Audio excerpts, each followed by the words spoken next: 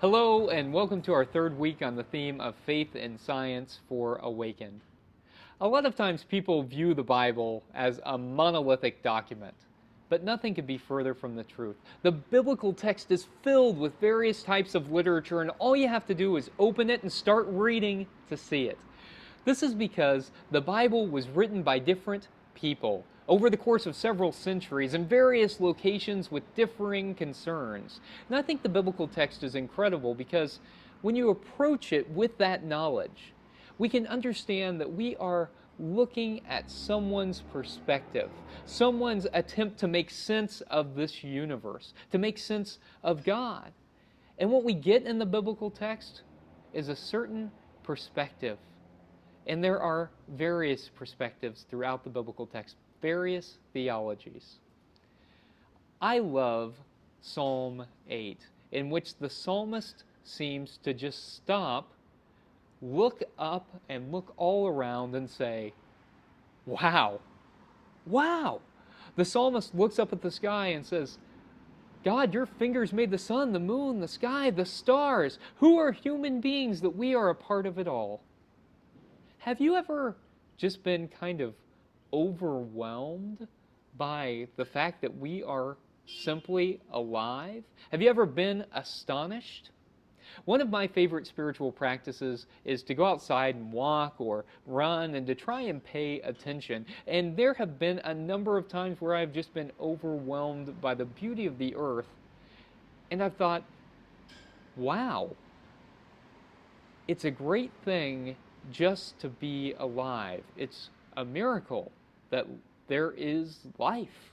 I'm not saying that life is always rainbows and unicorns and everything's always perfect, but what I am saying is that it's incredible just to be alive and to recognize our place in it all. I think that science really helps to ground this understanding and helps to expand our minds and help us to more fully appreciate this life that we have been given. Scientists have discovered, as I mentioned in this week's reflection, that a single human hair, one hair, is 1 million carbon atoms thick. 1 million carbon atoms. And we know that within each of those atoms, there are protons and neutrons and electrons.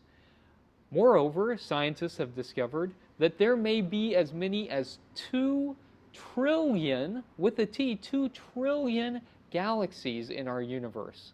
And that the universe is 97 billion light years across and growing. So life is both unbelievably tiny, small, microscopic, and incredibly large beyond comprehension. What's more, scientists have discovered that probably all the matter that exists in the universe was formed at the Big Bang. And so it has always been in existence. And so, as Carl Sagan has said, we are literally made of star stuff. That we are stardust ourselves. That the atoms that comprise our body were once stars.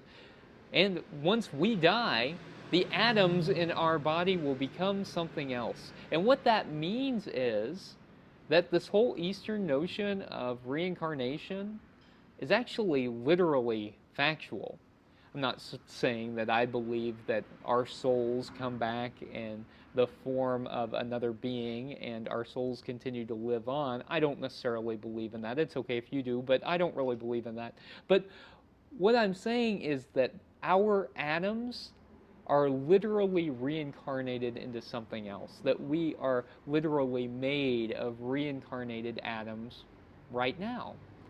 And this is one of the beautiful things about spirituality, I think, is that often spirituality has a key insight on truth, even if the way that truth is understood is a bit different. And so this whole notion of reincarnation, I think, is incredibly powerful as we think about the atoms in our bodies.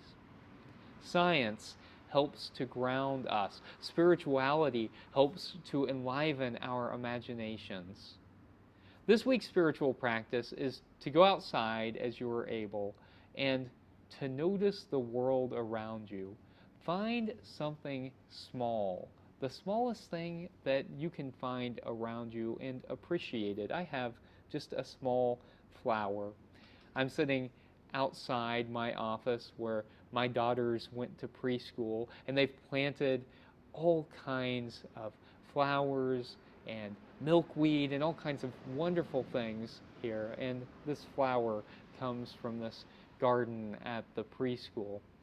And I look at it and notice the beautiful colors, how small it is, and how with many of these together, it can overwhelm the eyes even with the beauty of this vibrant purple. And since I'm outside, on the other side of things, I notice the sun and the light that it is providing.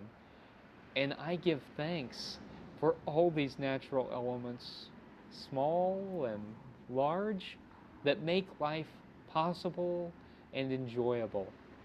This week, go outside as you're able, pay attention, and be thankful that your life is a part of all of this wonderfully complex universe in which we live.